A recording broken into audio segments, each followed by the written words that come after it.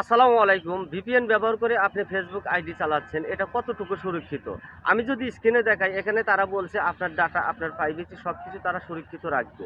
যদি সুরক্ষিত না রাখে তাহলে আপনার আইডি, আপনার শখের পেজটা চিরদিনের জন্য আপনাকে হারাতে হবে। ভিপিএন হলো ২ প্রকার। একটা হলো ডলার কনভার্ট করে কিনে ব্যবহার করতে হয়, আরেকটা হলো ফ্রি ভিপিএন। ফ্রি ভিপিএন গুলো মূলত হ্যাকার চক্ররা বানায়। ফ্রি ভিপিএন ব্যবহার না করাই ভালো। আর আপনি যখন এই ভিপিএন এ আইএসডি করছেন, কানেক্ট করছেন, তখন আপনি অলরেডি পারমিশন দিয়ে দিচ্ছেন যে আপনার সমস্ত ডাটা, আপনার সমস্ত প্রাইভেসিটা তারা নিতে পারবে, তাদের কাছে সুরক্ষিত থাকবে। তাই আমি বলবো ভিপিএন ব্যবহার করে আপনার ফেসবুক আইডিটি না চালানো ভালো।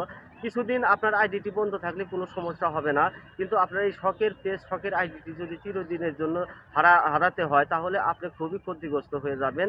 একটা আইডি গড়াতে অনেক সময় লাগে, তাই সকলকেই বলবো ভিপিএন থেকে বিরত থাকুন।